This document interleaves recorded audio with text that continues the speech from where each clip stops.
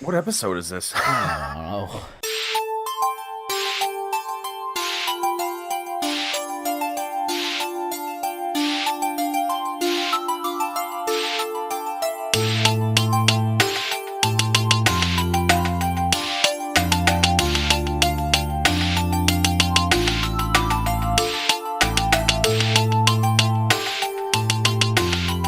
Oh, it's been so long that I've lost my jacket. It's Jacket Off episode 30, the long lost episode from back in the archives. But suddenly today, we're recording it now. It is Sunday, April 1st, April Fool's Day. You may think to yourself, is this an April Fool's joke? If you've ever listened to this podcast before, but There's it's no just jokes. par for the course. We're totally serious. It is happening. Oh my God. So much has gone on, just like every other time that we do this, where there's 1,500 days in between each one. The wasteland that is our podcast. Last night, went out to see Dirt Nasty and Mickey Avalon. And what a deliciously trashy show it was. I told Becky when we were walking out of this concert that it was kind of like seeing Steel Panther, but if it were hip hop. So it's basically the same sort of concert going experience you would find if you went to a Steel Panther show, but it was just two aging white rappers In a mall. that's in a mall. We kind of went back to the 80s. It's kind of like what's her name there? Fucking Christine or Jenny or whoever the fuck that one name lady was. Tiffany. There we go, Tiffany. When you went to the mall and you went to the center of the food court and she's standing in front of the fountain singing her three hits and then moves on to the next mall. Except this one was almost like Concertception because we went, parked at the mall, walked into the Macy's area of Crossgates. Actually, it was the entrance right next to Macy's that was like the main entrance to the mall, and then walked through the mall. It was just like any other day. And then we find the Lucky Strike Social, which is a bowling alley, bar, shooting gallery, arcade that's in the middle of the mall. And then we went in there, and then inside of that venue happens to be Jupiter Hall. And then inside of Jupiter Hall happens to be a bunch of spilled beer and overly alcoholed cocktails, with which they just happened to put a stage right next to. So on this stage was 500 opening acts and then two headliners. In this case, we experienced, and experience is a really important descriptor here in terms of how the show went. You really were experiencing it. When we got in there, it was like 12 people. It was like Lava on a Wednesday gets more people than were in this particular venue on the weekend. It's pretty crazy because Lava's not open on Wednesdays. That further illustrates my point, really just based on my ignorance of when Lava is open. So, there's the bit. Yeah, good bit. I liked it. So, as two old people, as two aging people as ourselves, we decided that we were going to hate everything until we didn't. Which meant that, at least based on the first two acts, they were actually pretty good. And that's saying something. Because I'm basically what I want to do is I want to go in there. I barely even wanted to go. I was sitting here at my house having purchased two of these tickets to go to this show. And Becky was like, you keep I kept forgetting. You ever do that? Where you keep for fucking 3 days before this show. You know how normally, like, if it's like a Justin where he's just like every day for 2 weeks before a show, he's just like, dude, 12 days until, and then you get to the final day and he's like ready to explode. He's like a powder keg. Me, it was just like, bought him a couple weeks ago, didn't think anything, then was like, oh my God, is Dirt Nasty this weekend? And then for the next 3 days, proceeded to forget that we were going to go like 5 times. And then the final day, forgetting that we were going, Becky was like, you have forgot that we are going to go to this show a million times. Do you really even want to go? I was like, No. yeah, I mean, I don't. It's something. It kind of it comes down to it comes down to it's something to do. It's like, wow, is that really how I'm treating $35 or 20 whatever it was, $25 cons plus That's service kind of too fees? much. It was a little too much, yeah. Um, well, we definitely got our dollars worth if we're talking about money per performer. Does that make sense? Sure. We get in there. I'd rather There's a go on DJ. bowling. We're gonna get to that.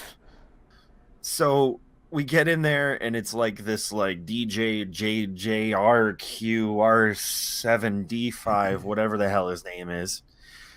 He's doing just like an opening set. Not a bad DJ. Pretty much just like any other house DJ. Just gonna phone it in, do what he's got to do.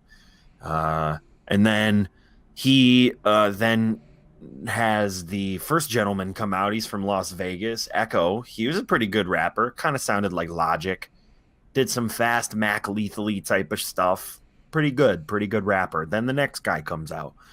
Looked like he had either a combination of albinism and alopecia, or was just incredibly thin, emaciated, and white. Either way, pretty much produced the same look. He was reasonably okay. It was mostly recycled trap beats and just standard rapping.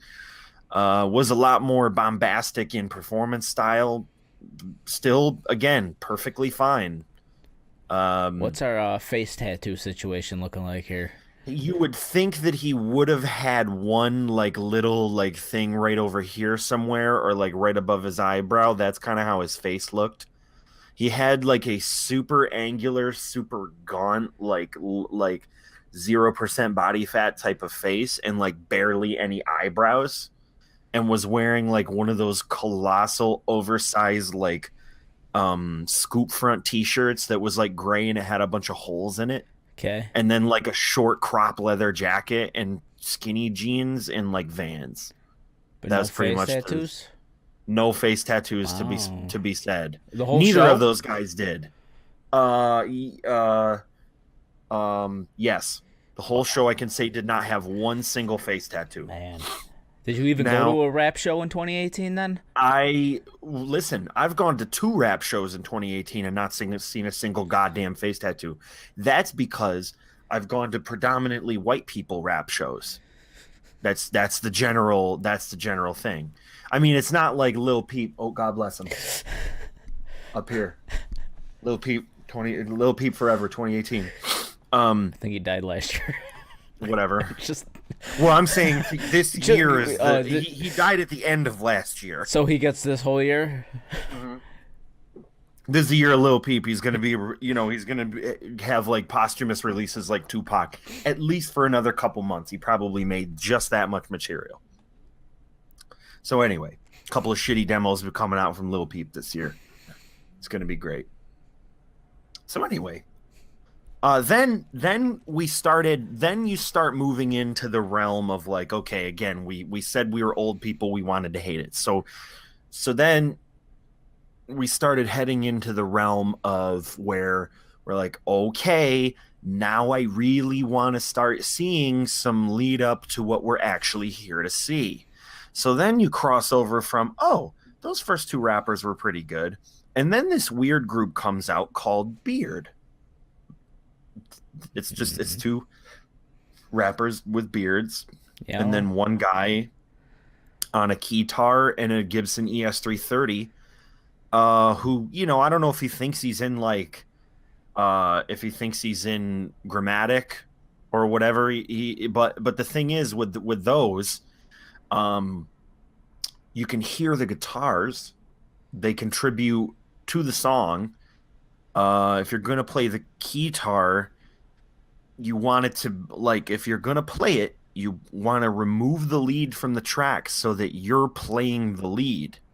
Like if you're doing a synth lead on a guitar during the show, the track should have only drums and bass, and then you're doing the rest of the thing.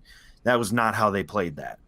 Um, Now, again, what I did mention to you was that another grand surprise of the night, other than the fact that there was no face tattoos, there was also not a single rapper that was rapping over their own rap, over their own vocals. Could not believe it.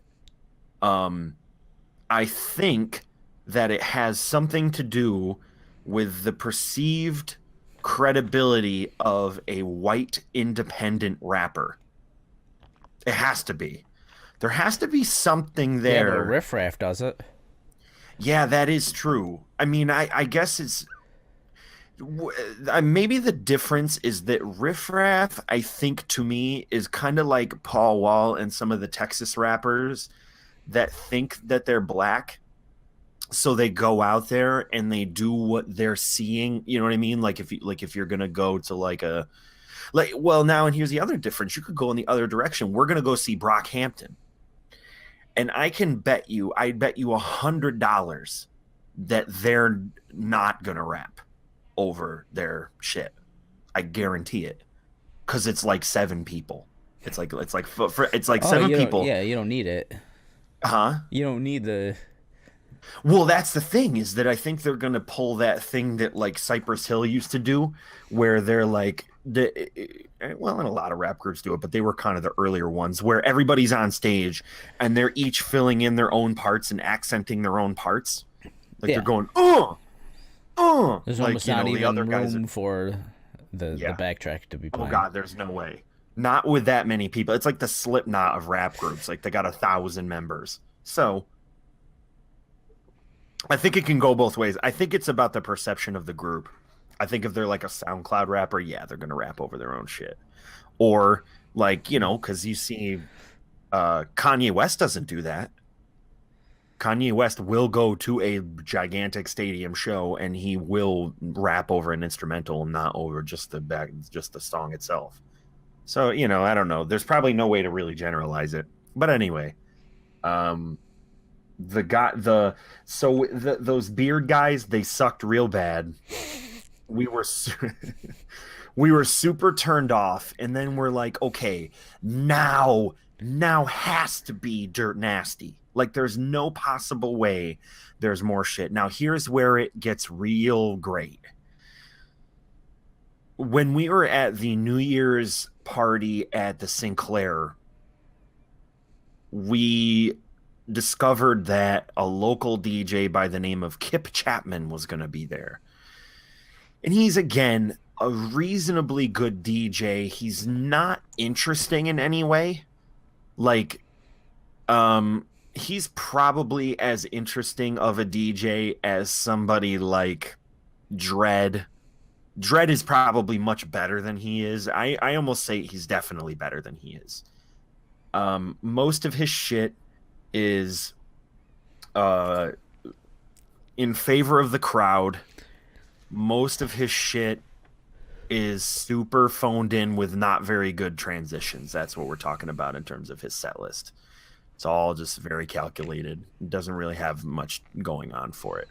Doesn't really also have a concept of like how to build stuff or how to create like really, really insane, like, you know what I mean? Like doing it that way.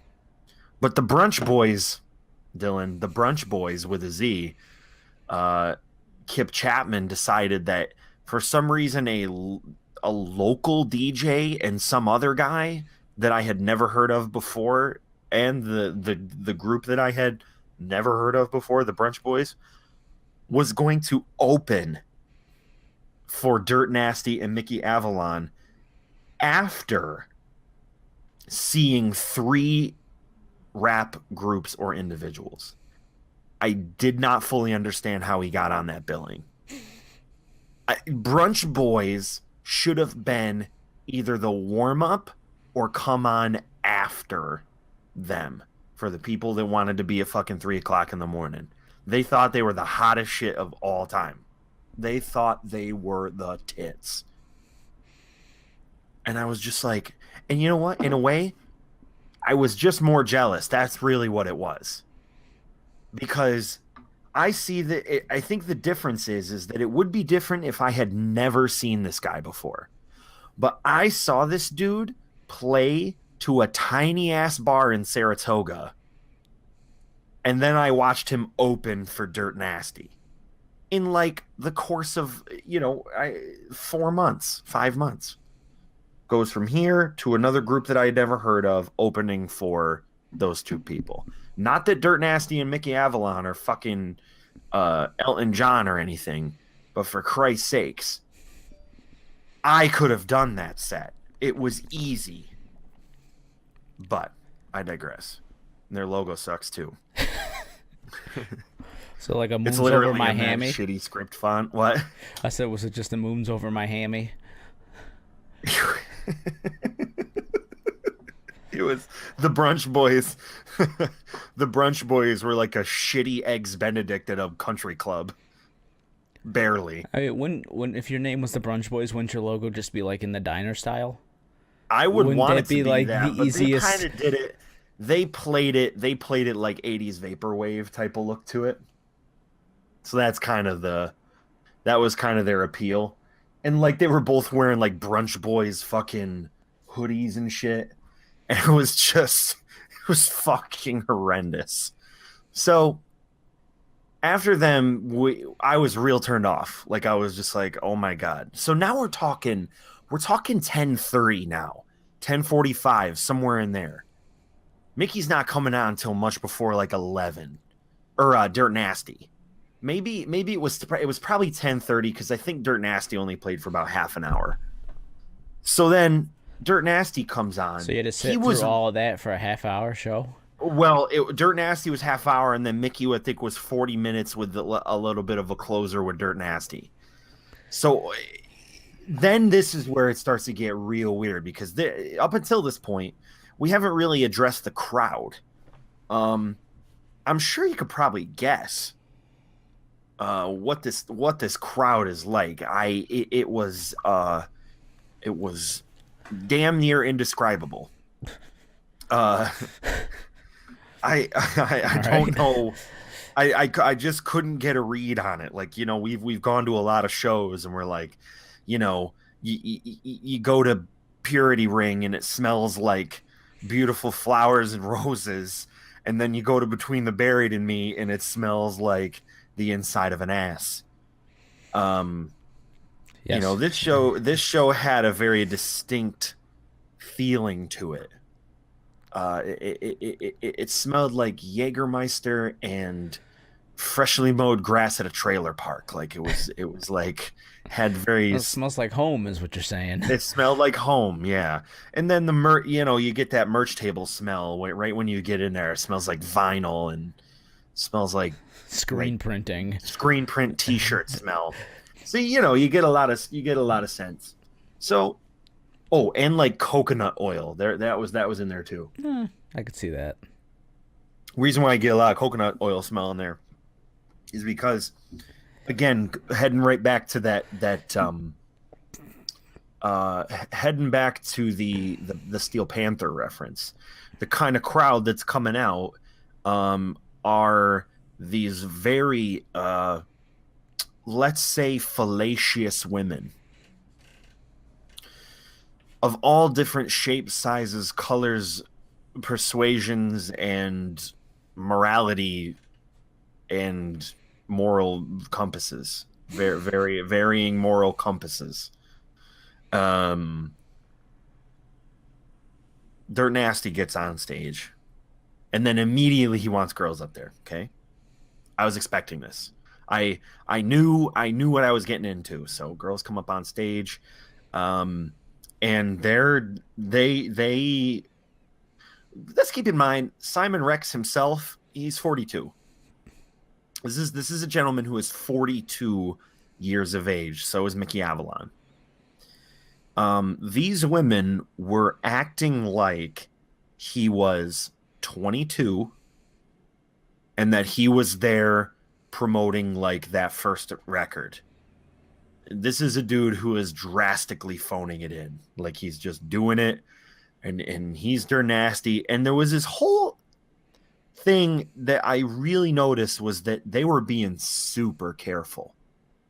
Really, really careful to not go over the edge. Do you know what I mean? These girls are all over these dudes. But they're keeping that crotch to ass distance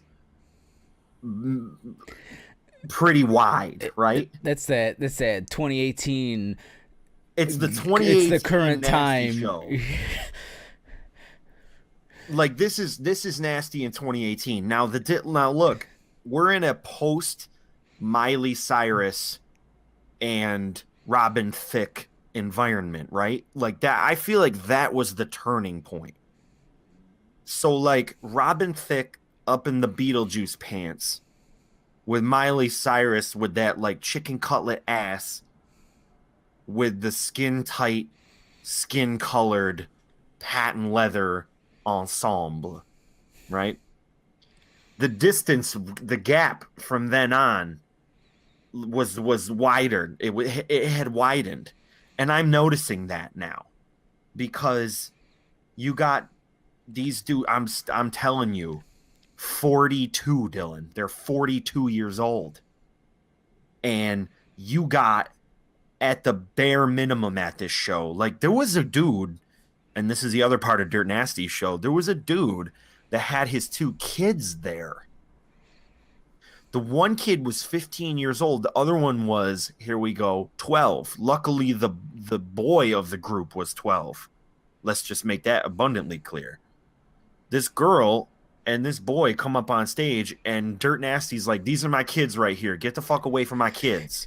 Like, that was his bit. Was like, he's like, the kids are over here. Get the hell away from my kids. It's like, first of all, I don't know why you're here. You got to cover them ears because fucking this is going to get nasty.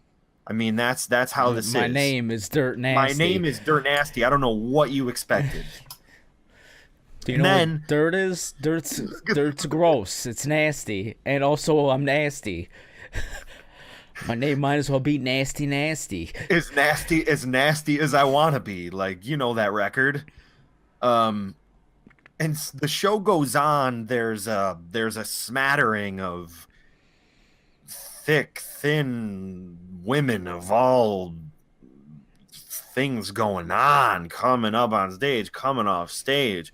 One of them is like, I need a Mexican chick. It's like, okay, I don't know how you're going to find that here, Simon. Like, there's nobody. Like, you could probably pretend that girl is Hispanic, which I think is what ended up happening. That one hit the tannin booth before she came here. She looks a little darker. That was about all it was. And he had some charisma. He definitely had it. But again, it was just borderline scary. And then Mickey Avalon comes out and, you know, he goes through his set. He is absolutely on drugs. 100% on drugs. No two ways about it. I don't know what drugs they were, but he was definitely on them. Gave him a super glassy, glazed over, sort of like dropped out weed, but like something else maybe too. Probably heroin.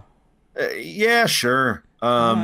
Do a little of that. I mean, listen, he sings a lot of songs about drugs. I mean, they both do.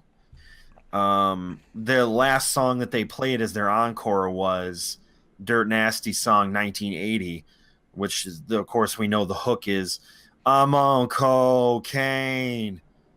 I'm like, yo, man, like it was 1980, cocaine. Like that's the hook of it.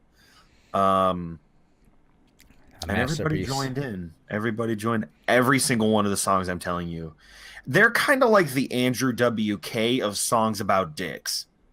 Like Andrew WK songs are all about partying. Mickey Avalon and Dirt Nasty songs are all either about the relative small size of their dicks, slash what they're doing to with their dicks, or what the women at the other end of this song are doing to their dicks. That's all. That's every single song. So again, you know what you expect. But anyway, what I realized was Lucky Strike Social. That's a good ass venue. And I'm walking through the place going to take a piss. And I'm like, man, me and the boys could come out here for the bachelor party. Fucking get a tab going. Get the fucking bowling tokens going. Get the shooting gallery thingy going. The big ass projection room shooting gallery fucking thing. Get some tokens for that. And get the fucking pitchers of beer out to the bowling alley. And then and then you're, for fuck's sakes, you're inside a mall. Go to Zoomies and get yourself a fucking hoodie. I don't care what you do. Zoomies hoodie. Wow. So I think we can cross that off the list. I'm crossing it off. I got it on the iPad. The Dirt Nasty Show at Jupiter Hall. That's another one for in the books. Now, moving on. Florida. I was in Florida. That's a place. Yeah. I feel like I go down there a lot. I really do go down to Florida quite a bit. I can tell you've been there more times than I have. Yes. This time, I was at Disney Springs. La-di-da. It was okay. I felt like I was in the Matrix.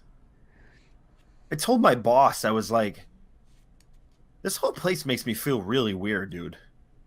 Like, because we were in a hotel, and then we were at the Hilton Disney Springs, which is like a fucking hop, skip, and a jump away from it. Away from what? Disney?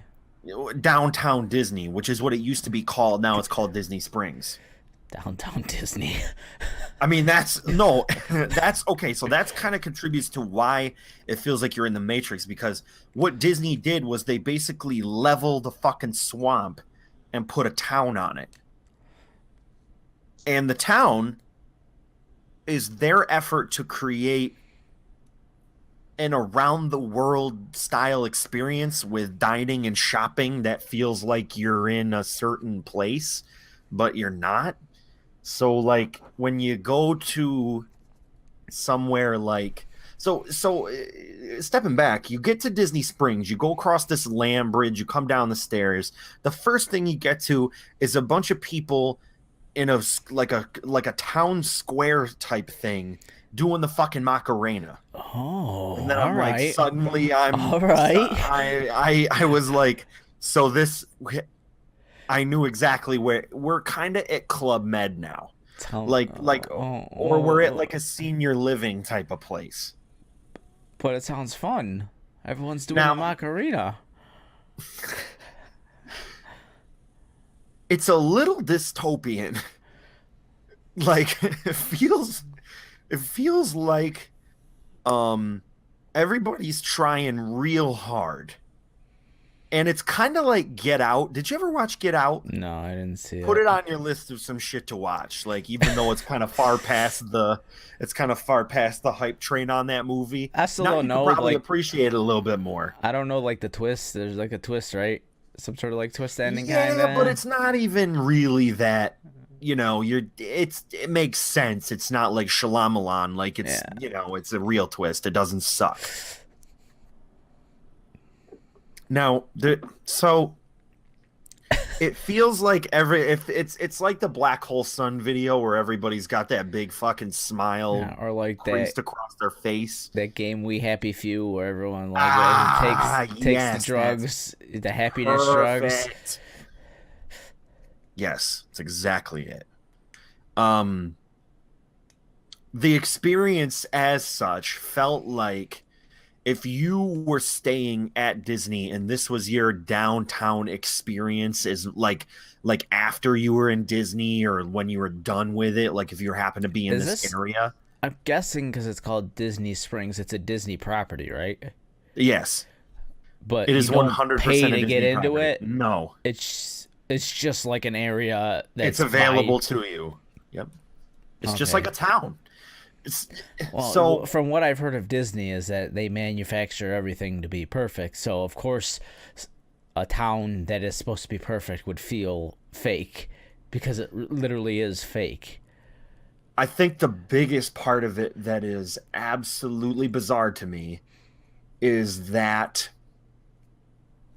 it's on a like a man-made lake, and some of the bars and restaurants are themed after ocean shit and lake shit.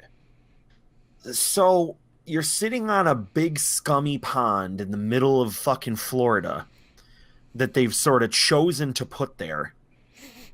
And when you go to a bar that's sitting on this pond, the whole experience of it is like you're sitting on a waterfront bar, like on the Gulf, or not even like on like Myrtle Beach.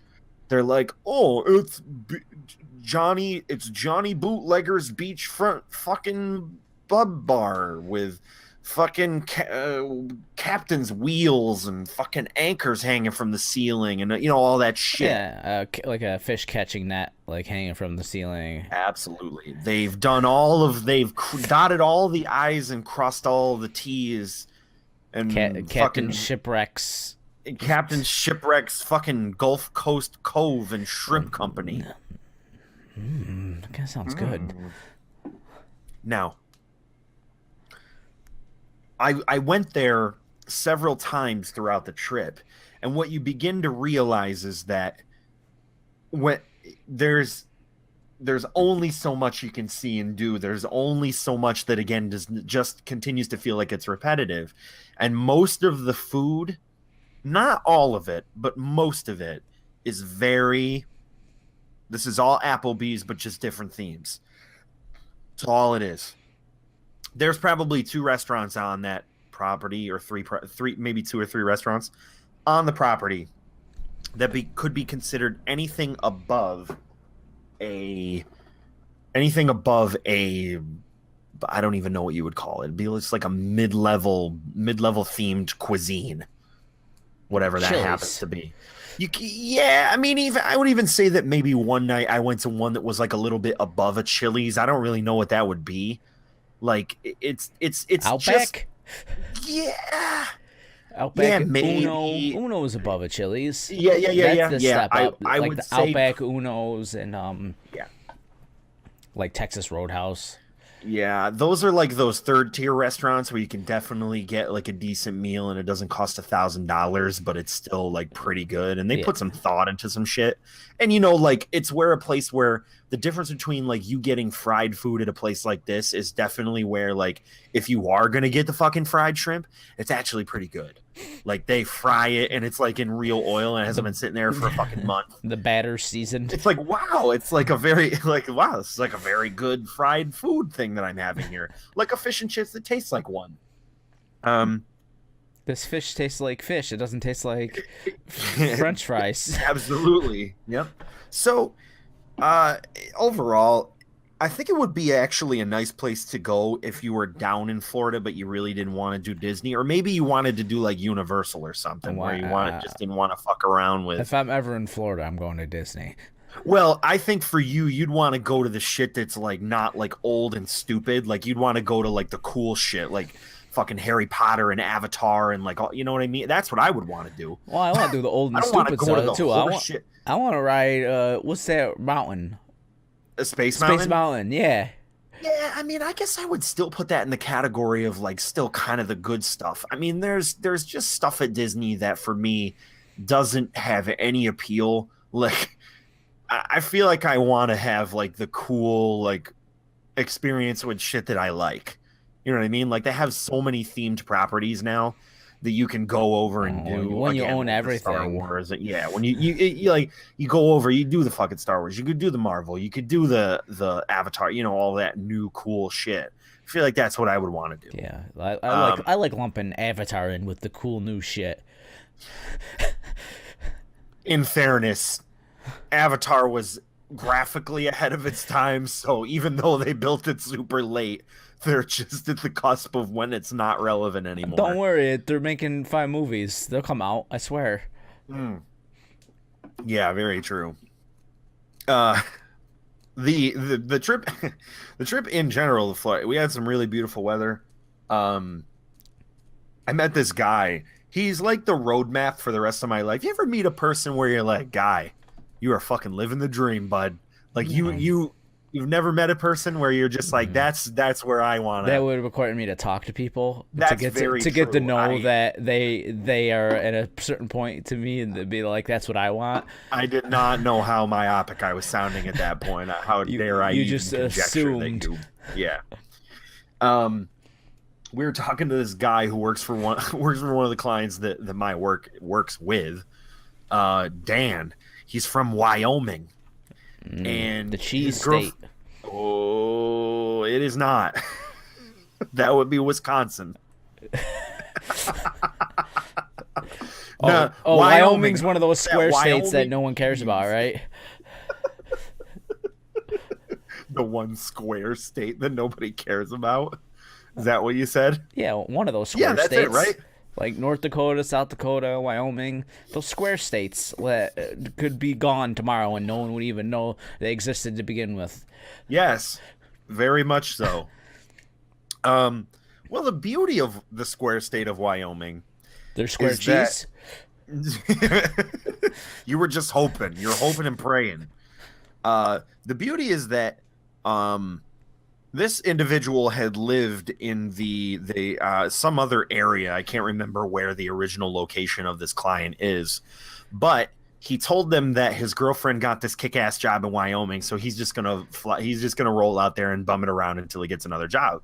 They were like, no, we need you, we need you. He's like, well, can I work remotely? And they're like, yes. And he's like, my life is about to begin. So now he is in the middle of the fucking mountains in Wyoming, and he just logs on, does like, customer and client support, does some programming, a couple other shit here and there, maybe has to do some late night stuff every once in a while, works in his underwear, does conference calls in a fucking robe. He's basically living the fucking dream. And I'm like, that's it. That's what I got to do. I got to find some job somewhere and work fucking remotely, so I can work in my underwear. That's the dream now. It has to be. And fucking for you too. Find a job where you can work in your underwear, Dylan, and you never work a day in your life. I mean, I wear underwear every day, so I work in my underwear. Just the underwear, Dylan. Just the underwear. Oh, you know how I feel about just the underwear. Just the underwear. Dylan, listen. The act of you going out in the morning, whether it's rain, sleet, snow, ice, or nuclear winter, in your underwear to get the mail could be you all the time. You could just that could be everything. And then at the end of the week you get a paycheck. Are you hearing me? Is this real? Oh, I don't believe it is. It's something that's hard to imagine in my mind that I could do that and I could make the kind of money that I'm making right now, and that could be what it is. That's what's going to happen. That's what I want. That's what I want. So stay tuned for that. Fucking putting out resumes to fucking Beijing, China, trying to fucking find some remote work somewhere, maybe teaching English as a second language to a bunch of people, doing it over Skype.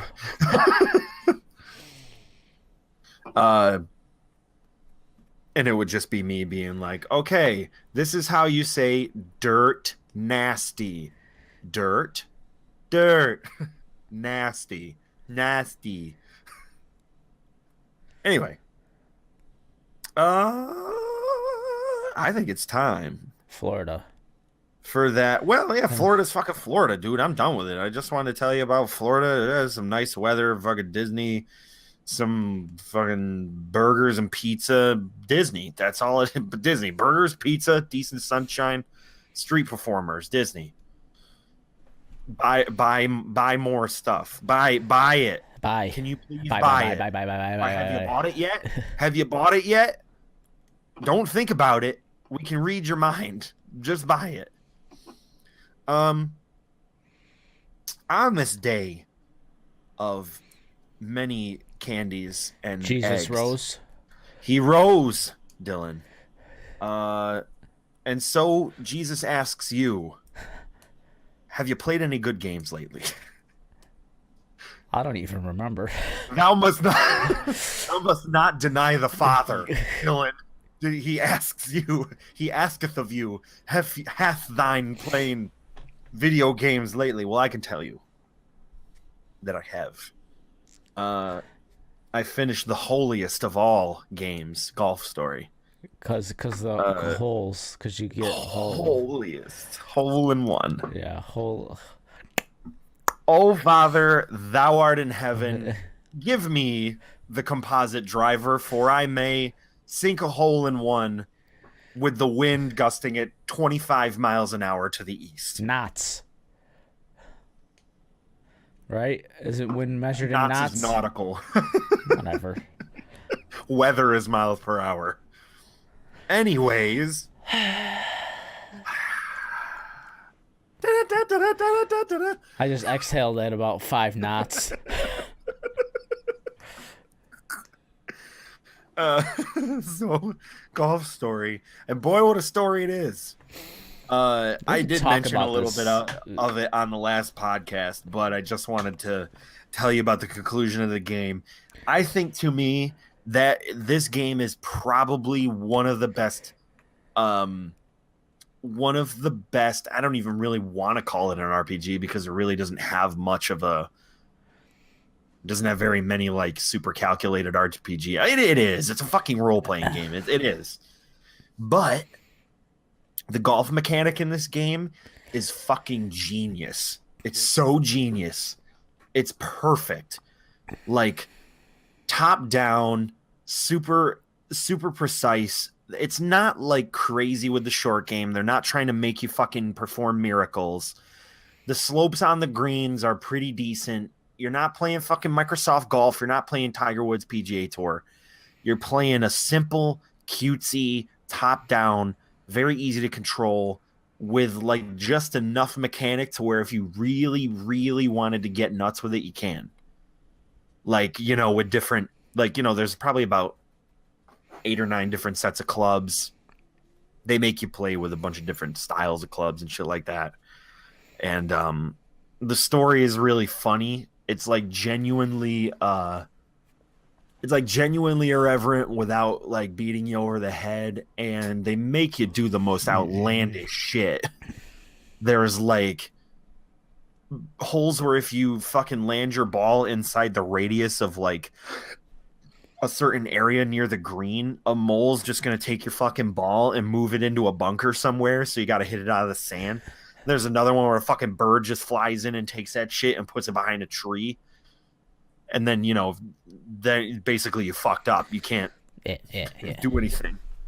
And there's one where you're in like kind of like a Florida where you have to fucking hit the ball, and if you hit it inside the radius of like the ocean area, there's like a big circle. If you hit it in there, a fucking alligator comes out. Yeah, the crocodile. And then the other one, there's another one with the turtles on the beach level, where if you hit it on the turtle, it'll just bounce off its shell, and then you get like 100 yards more distance. Just bounce that shit straight on the green. But what a fucking great experience out of a $10 goddamn game. It's Brent's $10 fucking game of the year, dude. It's unreal. And then onto a not $10 game that I literally just bought and started playing this morning, which is Bayonetta. You went with I bought Bayo? It. Yeah. Yeah, you definitely don't know what the fuck is going on. And they don't... they put you right in there and think that you can assume what the storyline is, or that you understand, even with the FMV sequences, that you know they what do it that is. on purpose because she doesn't remember anything. Right. So you learn that makes with her. sense. That's good. That's great. That's actually, that's what's happening. Because I felt the same way too, but like once you start going on in the game, you realize, oh, wait, Yeah, she doesn't they remember anything unravel it a little bit, either. right? So you're basically at the like having the same experience with these events that the Your titular protagonist character is, is. yeah, titular. Oh, stop, dude. Uh, I've been using this quote from fucking Game Grumps for forever. They did the house party playthrough. I can definitely recommend that one. It's a little weird, but if you just want to watch something where the riffing on it is super funny, how's it going, dude? That's what I've been fucking using that. It's the guy, one of the characters in the game says it every time you talk to him. How's it going, dude? How's it going, dude? Um, but Bayonetta definitely is so funny because it's weird that Sega has a very distinct style to their 3D games, like going all the way back to Dreamcast, like like the way that the sequences are animated and the way that they design their Yeah, characters is all the same shit. it's that Like Crazy Taxi. yeah, like some stuff's full motion and then other stuff it's like they're just like character models that they talk over. It's so weird. I don't know why they do it. And then there's like camera like film stock that like shutters They through. do that in House of the Dead. Like during the FMV sequences in House of the Dead, It's they're such a like, weird choice. we need to know that the fat Americans make this look like a film, so we put over the. It's like, I know that this is a film. I'm not playing it. I know that this is an FMV, so you don't have to put the fucking film stripping grain over the top of it. So Like, I get it. how did you start playing it? Like, were you playing it handheld? Yeah. See, I feel like it kind of loses some of the like grandioseness of the Yeah, I environments felt that way you're when I playing was starting to play it. I Yeah. definitely. I plug this back in and see if what it's like on the TV. Like, I also feel like maybe the control scheme is better if I've had it like sort of in a regular Like control, because closer, it's yeah. definitely a It's- regular controller game. Well, you can play with the touchscreen. Oh Full God, game with the touchscreen. fucking That's kill nuts. me. It's like gave you touch Yeah. controls. I'm like, why did they do this? Leave that for the piss and speed runners or whoever wants to fucking do that shit for YouTube. I don't give a fuck. Like, that is so stupid. Like it's dumb, but at the same time, you're like, all right, cool, I guess. Like I don't know why. I mean, some of it was cool. Like, well, when they give you a little mini game where you put, shoot the thing in the background and you get to whatever. That I felt like I was like, oh yeah, I can no, I touch just that, thought it was maybe. funny that you could play the full game with the touchscreen. But yeah, True. and I guess I kind of got used to it. But like when I first started, I kind of lost track of the character a lot because like it's so small. Oh my Did God. you notice that too? You kind of get When used your to it. camera gets when your camera gets like Does that God of War pull out? in front of you a little bit, and then yeah, definitely. I mean, God of War, it's a very similar scenario when you're playing that game when the camera is pulled out and you're thinking that you're heading into a sequence and you're like, Jesus Christ, I'm still playable. Like, what the fuck I'm this big, for Christ's sakes. Yeah, but at least you're playing it on a full TV. Right. I feel like I should. I don't think I am doing it justice playing it on there. I probably should dock it in and just really I thought the absorb same what it is thing, that but I'm looking at. I mean, I'm still playing it handheld Yeah, every chance I get. I probably will. The uh, the feeling of it to me is it is funny, and I think that's why I like it. It is super kitsch, like it's gonna it's have a lot of that in it, and I can totally appreciate that. I think probably I will end up probably buying Burnout. I really, really want to play it. Like, it's probably still one of my favorite franchises of all time. I think it's probably one of the greatest racing games ever made. Paradise in general, and I mean Takedown for me will always have a special place in my heart. Hopefully, if they do experience the success of this, that they will do something with Burnout. It's a little early because it's PS2, but I don't know. I feel like it's like, man, if they really do well with Paradise, I want them to like just start from the ground up on Takedown and do like a fucking real make a real effort. What, you want like a remake? Yeah, I guess so. I don't know that you'll get like if anything, I think they'll just come out with a new Burnout. Especially Um, especially because Need for Speed has sucked and not sold like fucking 5 games in a row at this point. right. Um, yeah, I feel like if they do something, if they do a new Burnout and it has the thing is that I mean you and I talked about it before. Those dudes from Criterion did that just crash mode game and it sucked balls. And then I'm just that all that leaves me thinking is can we just make the ultimate high speed racing Burnout game the next generation of it? Like why, Yeah, it's called Burnout Paradise whatever. Remastered. Ugh. It already came out. But like it doesn't have crash mode. It doesn't have there was that other mode. Like the takedown mode, it doesn't have takedown mode, which is basically just doing 3 laps on the road course trying to take out as many fucking people as you There's can. that there's that mode. I mean, it's not a Is mode. There's those type of races in the game. is there? Yeah, there's takedown races, there's Yeah, I marked guess. man races and regular races, and then there's like So yeah, I point guess races where you got to do like tricks and shit basically. I think the Showtime, that's what it's two called. yeah. I think the two games that need so desperately. Like I really don't understand how short-sighted these companies can be sometimes.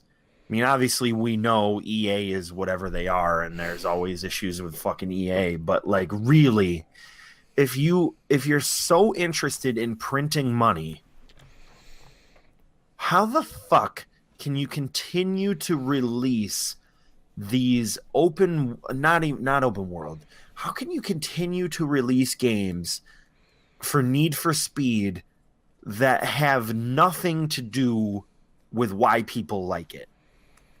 Because the name sells.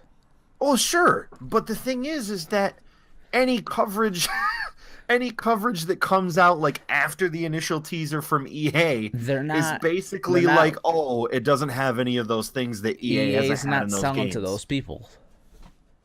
I don't know who the fuck they're selling They're to. selling it to the people that like know the name Need for Speed.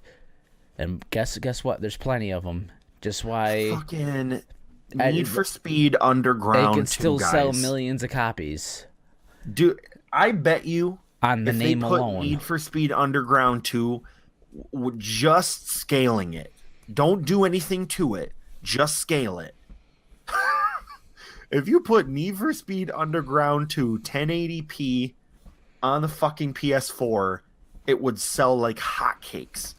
The fucking it would be like oh, I can't even because so many fucking people are always talking about that game that it's so nostalgic.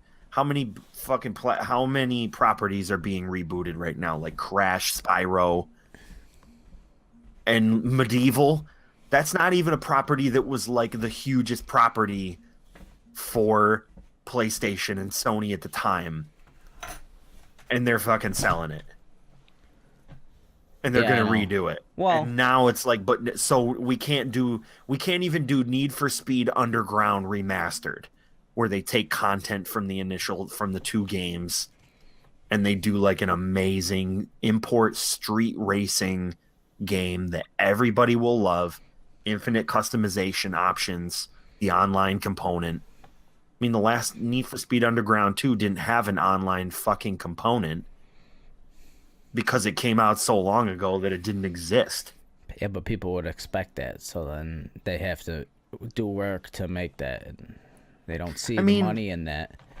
games like games like Forza Horizon have that whimsical component, definitely, but you still don't have that driving through the city like a city, a real one,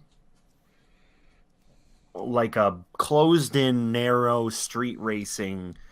Like even if they did it like a cyberpunk feel to it, would be amazing. Could you imagine like a real like awesome neon type city? Fuck, they could do it like Tokyo Drift style. Bring it the shit to Tokyo, put all the cars in it, get contracts from all the major import tuning things, and you could have an amazing. And listen, if you and the thing is, if you want to fucking monetize it with a bunch of different goddamn loot boxes and unlockable shit or whatever, you have all of the properties turnkey for that. Car customization, custom skins based on like the old properties, like stuff from other games that EA owns. Make the fucking Battlefront cars, make the fucking Stormtrooper cars, whatever you want to do. I feel like there's just so much that could be gained from doing an awesome game like that. So that's why I think we should develop it. You got it. Let me open up Blender right now. I'll start doing the 3D modeling work. Yeah, dude. Speed for need. Speed for need. I have the need. The Need for Speed. That's the full name of the game. So, so we talked about Golf Story. We talked about Bayonetta. We talked about Burnout.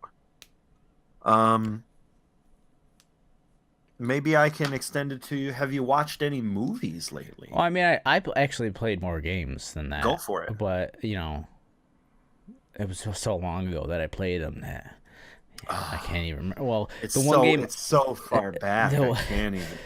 the one game I did play was Detention. Said Taiwan horror game. Yeah. Like a Taiwanese developer, and it's very like there's some like unnerving parts in it. The story's real fucking weird, and it's like actually kind of scary. And Like a genuinely terrifying and disturbing like experience, like real disturbing type.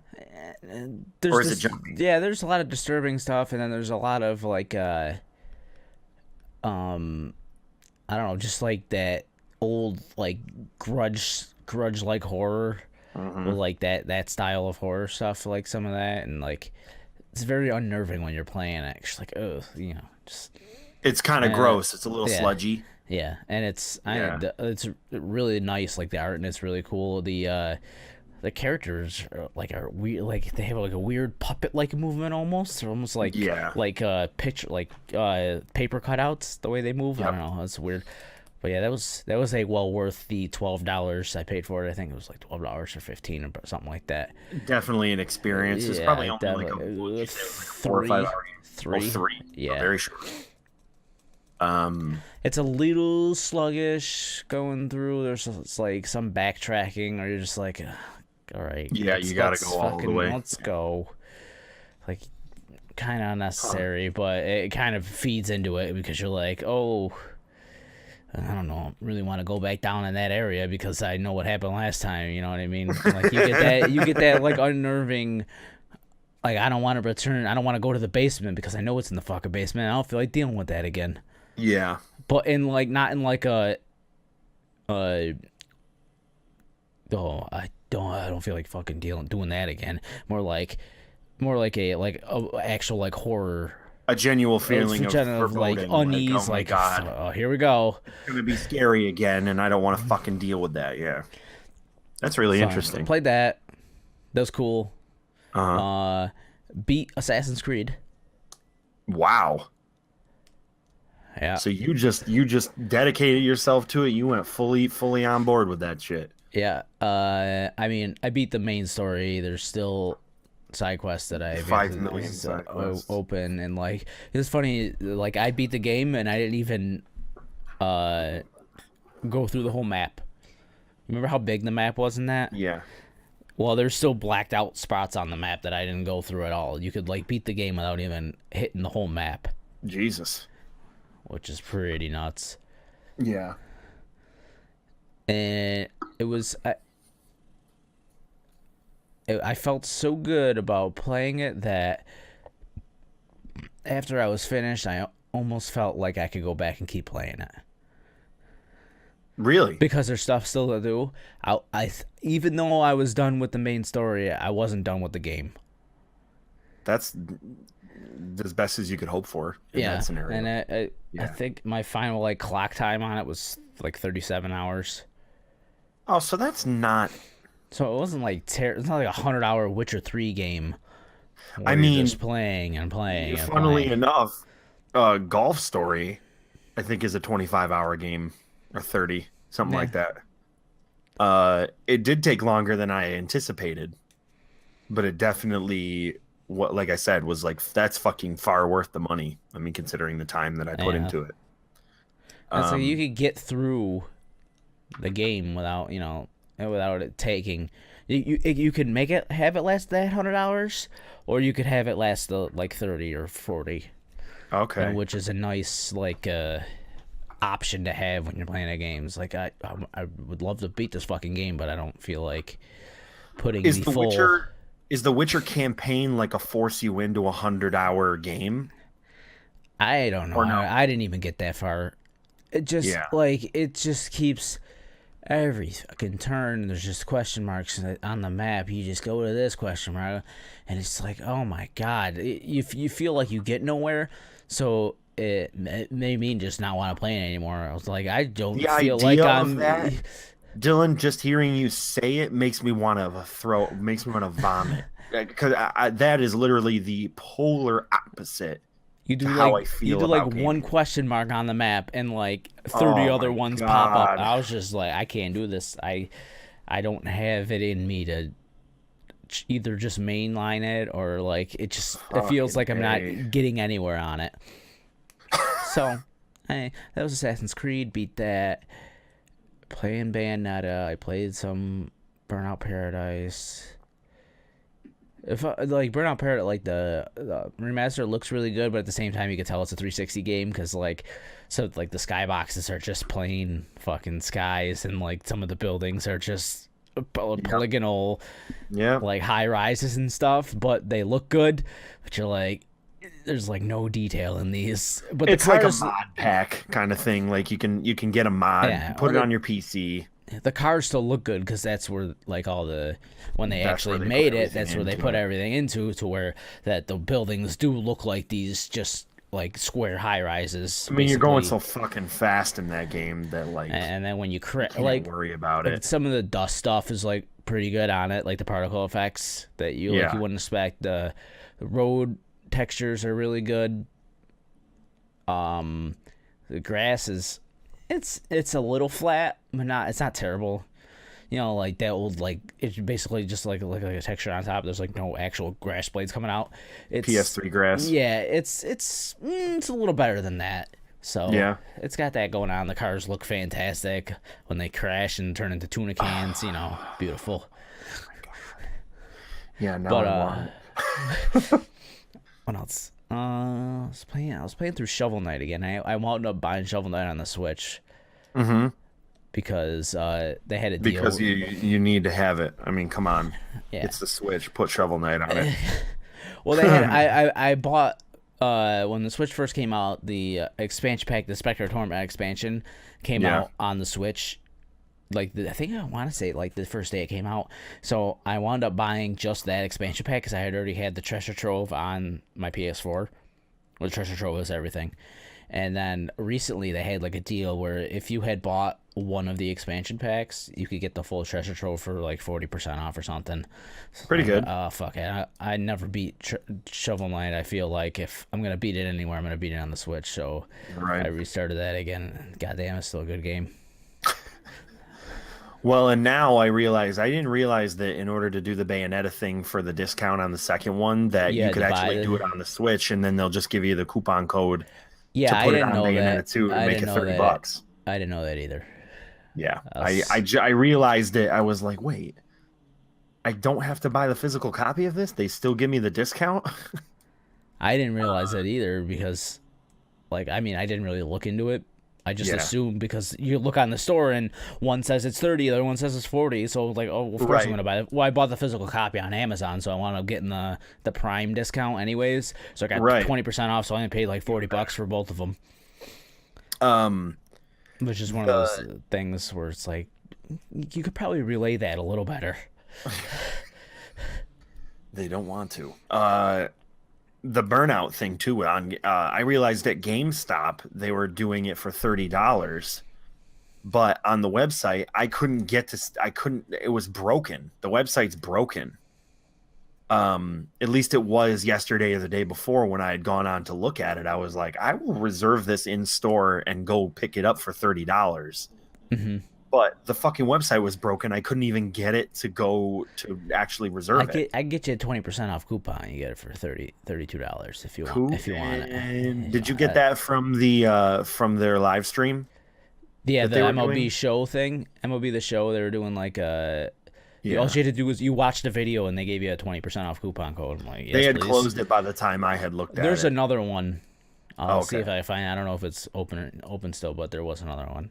There Also, was a if, dude that was playing like Far Cry or something or whatever that had yeah. it. I couldn't remember. Also, if you get the PlayStation emails, you might have one in your email. Oh, okay. I'll check that out too. What else? I went back to A Hat in Time. I'm playing through that some more now. I want to get that eventually. Yeah, that's pretty good. Are they releasing that? Did they already release that for Switch or are they at any point? I don't think they are. Okay. All right. Um, So at least I know that so I and can I I'm think not that's waiting for it. Yeah, Um it's your birthday tomorrow, man. yeah. Yeah. Fucking birthday, Who bitch. cares? Taking that Monday off where everybody else is going back to work and you're just gonna sit there. I was just sit and stare at the wall. That's why I feel bad that you couldn't fucking come out this weekend. That sucks. Yeah. I mean, I know you had to get your car worked on, but that was where I was just like, damn it. Because we could have fucking, Jesus, you know, we could have done, I mean, it was a nice weekend. We could have done a lot of shit. Um, Making a big ass roast beef today, dude. Oh, are ya? Roast beast. Oh, roast beast, dude. Yesterday I bought it and fucking gonna do like gonna do one of You gonna do those. like and a I'm gonna do au other shit. Oh yeah, I got beef stock up in the fucking cabinet. My man. Gonna augment a little bit of it and do some au jus and I'm gonna make fucking potatoes and all the other pot roast type of shit to go with it. And it's gonna and then you know a few more of these, a few more of some high lifes, and I bought a bottle of Brooklyn Local 2. It's gonna be a fucking hell of a dinner, dude. You could get fucking crunk with dinner. Nice. The other thing. Oh, did you watch Coco? I wanted to ask you about Yeah, Coco. dude. I got the Coco guitar. Oh, you do? Did you buy I like a got special I got it edition from thing? yeah. I got it for my birthday. Yeah. It's a Oh, little, that's it's a awesome. little nylon guitar and it's got the like the design. I'll show it to you later. Oh, that's sick. I loved that movie. Oh That yeah, was it a was really, great. really The only fantastic problem I movie, had dude. with it, Uh-huh. the ending You was might have just Monsters Inc. Yeah. Yep. I agree with you. I mean, the thing is that Pixar really knows how to do. They really know how to do that same story, but I mean, it's just like Marvel. They know how to do that same story, and they get you every time with it. Every single time, they know The how to story craft was that different. narrative. But I just feel like the conclusion could have been not Monsters Inc. again. Like, Right. they could have figured out a different way to do that. But it still worked. It's not like it was shoehorned in there. It just Monsters Inc. is like my favorite Pixar movie, so Yeah. I would like that being the case. It's easy to recognize Yep. I agree with you. right away. I didn't that, think about it at the time, but now that you're saying it, yeah, it's definitely.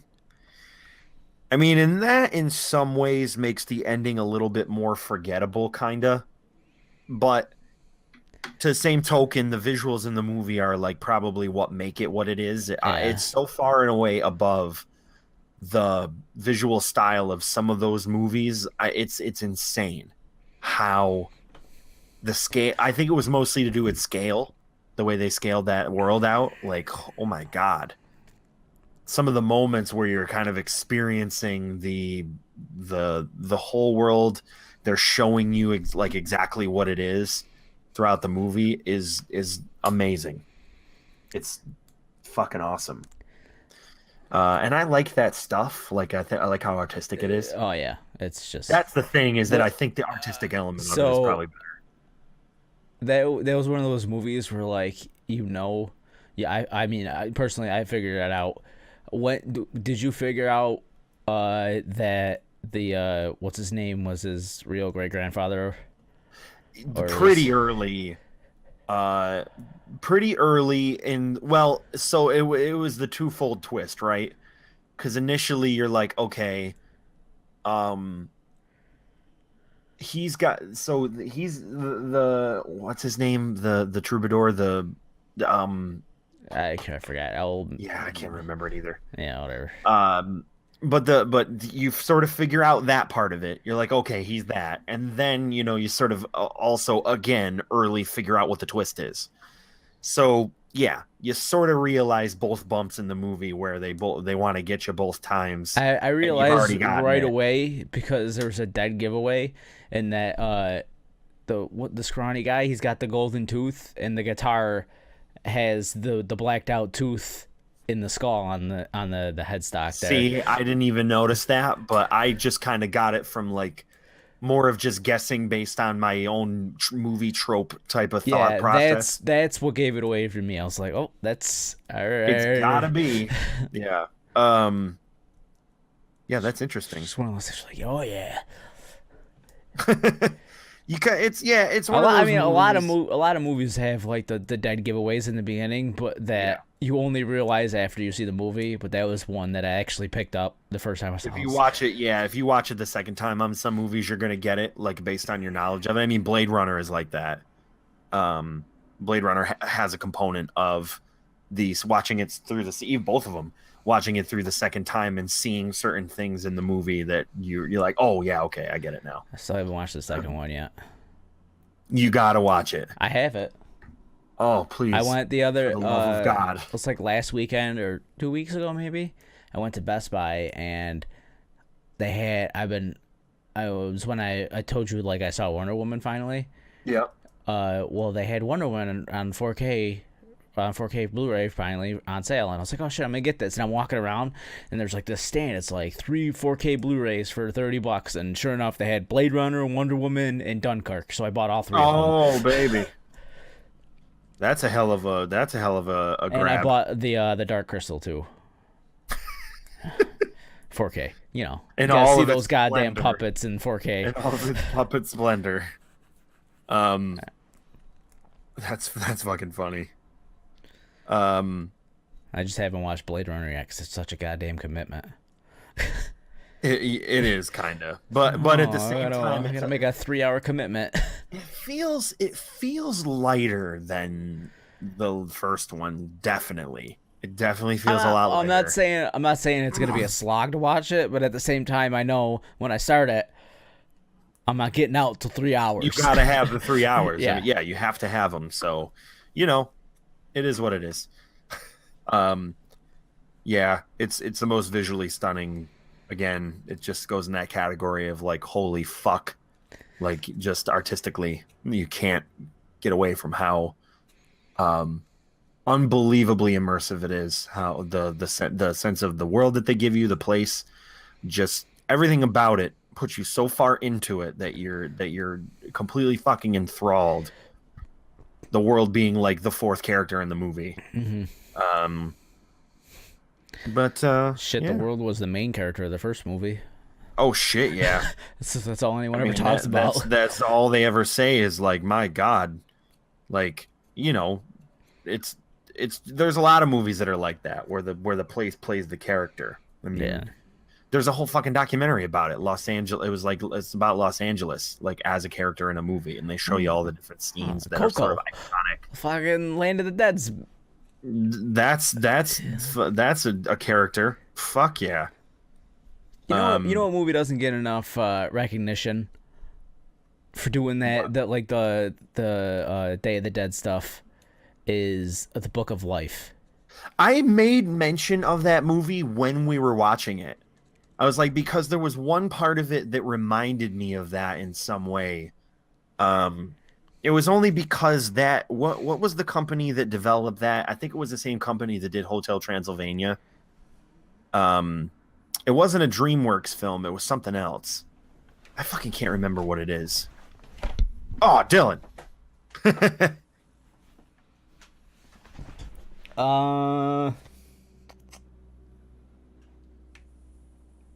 I don't know what company did it. Real FX. What? That's it. It just says Real Effects on it. All So it's right. just a 20th Century Fox movie. Okay. That's weird. Because I thought it was from the same company that did like there's like that one studio that's done like You're thinking of the Box Trolls, Paranorman, Kubo and the Two String People. oh yeah. Well That's that that's was what you're thinking of, right? yeah, maybe. I thought Kubo was the same company And that Coraline, the Coraline, Box Trolls, yeah. Kubo, Paranorman. That's all that Those are all company. good. Yeah, is that not what you're thinking of? No, no, no, no. It is maybe. I just thought because there's those second-rate animation companies that are real shit. DreamWorks. Like Leica's really good, and DreamWorks is not that great sometimes. Like Leica is amazing. I thought Leica did Kubo, um, but I can't quite remember. But like, there's oh Jesus, whatever animation studio did like that fucking hoodwinked movie. They're a pile of shit. Oh yeah, that didn't like Um, the third Hoodwink just come out or oh something. shit, yeah. Sometime I mean maybe it was last year, but they're still trying to milk that. Um, I feel like the first one wasn't terrible. That's the Little Red Riding Hood one, right? yeah. It's Yeah, not bad because what they tried to do is make an adult one, like a real adult film, not like yeah. Seth Rogen level, but like, where it was a little bit more suggestive. That And was like I the don't really Nut think Job, they right? Nut Job. Yeah, I think that's in there somewhere. That's what the Hoodwink people. That's not Illumination. No, Illumination is Despicable Me, Minions, Lorax. They're doing a Grinch. I wonder how that's gonna be. Megamind, I think. Oh, the new Grinch looks like it's gonna suck dick. Really? Yeah, the It trailer just looks real bad. it just looks like it's gonna be like the actual Grinch storyline. Well, no, well, there's two issues. One is that um, the way that they designed his area, his stuff, like all of his shit Oh, he's like in like in the a bat cave or cave. whatever, it just looks like it just looks like the Lorax. It just looks like a super What's whimsical, It's because that's what not dark in any it's way. Illumination. They did the I Lorax. understand. But the thing is I that like the Lorax. that's a great movie, but it's not the Grinch. The Grinch, everybody is gonna come back to It's still Dr. the Seuss. world. It should be more Tim Burton than it is Dr. Seuss, even though Dr. Seuss wrote it. That's what I'm trying to say to Oh you. no. Is that the darkness of it should still be there. No, I feel like they were right in keeping their same style. That's the They're style they not went. doing. That's the Dr. Seuss style that they went with, and I'm Ugh. happy that they kept But then you got the Grinch in the trailer going down to Whoville and just like do it like little talking to people, whimsical fucking with people, and like that's it was in not the what Jim we Carrey know movie him too. to do. No, not as much as in the trailer in this one. He's doing like little shitty tiny little pranks on people and addressing them directly to their face. Like We'll see that how it is. We'll go see the movie. he's All right, supposed Brent. to be a fucking We're gonna go see it. and then we're gonna talk about it. We're gonna talk about it. Uh, yeah, I don't know. Have you watched the trailer? Yeah, I don't know. I don't take And anything also, out of that trailer. listen, Benedict Cumberbatch, that ain't. I don't know. That ain't him for me. That ain't doing it for me. Just a do like a generic dude's voice. Like, what is that? What are you doing? It's just not kosher to me. it's got to be like some sort of like thing. It's got to have some sort of attitude to it. Like, you know what I mean? Like, it doesn't seem like he has any attitude or any like swagger or any He never talks. bombast. What are you basing this attitude on? He's never spoken. But if you're going to do a movie where he speaks, his general demeanor is supposed to be angry. It's supposed to be nasty. It's supposed to, because that in the original cartoon, even though he doesn't Was say Jim Carrey anything, angry and nasty? yeah, but if you took it away and you said, okay, we're going to do the reboot and we're only going to reference the original book and the cartoon, right? That's what you wanted to reference. Yeah. The way that I see him as a character, if you were doing the research on it and you took Jim Carrey away, Jim Carrey didn't probably do it completely correct either. He just, again, invented something that he thought would be good, which some people are going to get the wrong idea with. They're going to go into these movies thinking that it's going to be another thing like that, and it's not. But I don't think Benedict Cumberbatch playing a straight-ahead kind of snarky dude is going to do it enough. Yeah. With the original cartoon and how, like, snide and nasty he was, like, in terms... I mean, listen, the song is You're a Mean One, Mr. Grinch. If he's not a mean one, then what the fuck is it? He's a little prank artist from YouTube. Great. Saying stupid emoji shit and playing the same song that was in the fucking that was in the Minions shit, that was in Despicable Me. Wow. What a great way to go. You already paid for the song, so you might as well use it again. Gross, Dylan. Gross. They should be ashamed of themselves. I just don't like hating movies. Max before is they the even only come good out. part of it. What? I said I just don't like hating movies before they even come out. Yeah, I know. Listen, I got sucked into it, and I'm sorry. I'm sorry I said all that. I like the Lorax, so I liked it too. I absolutely liked that, and I loved Horton Hears a Who. I thought that was a good movie too. I think the only issue that I'm taking with this is if their idea about the movie is going to start to head in that direction of where it's going to be like, ha ha, fellow kids, here's some things that you might like. I'm going to be really upset. yeah. They can go fuck themselves if they're going to do shit like that. Don't do it. Please don't do it. Because I don't want to see it. I don't want to see recycled memes that have manifested themselves. Like if the memes made it to Facebook, don't use it. Like, or even Reddit. Don't use any memes from Reddit either. Like because you're in production right now. It's going to be dead by the time it's finished. Please, just stop. I beg you, people who develop that Illumination. I beg you, Illumination. Just do a straight ahead artistic stop. effort. Oh, and you said just stop. So I think that's what I'm going to do. Because, Dylan, there's a wide, wide world out there. You can see the sun shining in from my window. It's and I want to fucking go up your camera. frolicking it, dude. It's fucking up my camera, and I want to It go snowed enjoy here it. last night again. What the fuck, dude? Stop.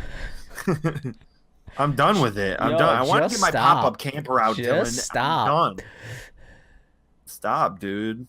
What's up, dude? So I'm gonna go make myself I'm gonna go prep this gigantic fucking roast beast that I got. Speaking of the Grinch. And you're gonna play us out? I'm playing you out, Brent. Remember that the audio versions of this podcast are available in the description below, and if you want to follow up with us, you can watch us next week when we talk about the beef that I had and how delicious it was. So, for Jacking It Off Podcast Episode X, that is all. I'm out. Get away from me with that fucking arpeggiator.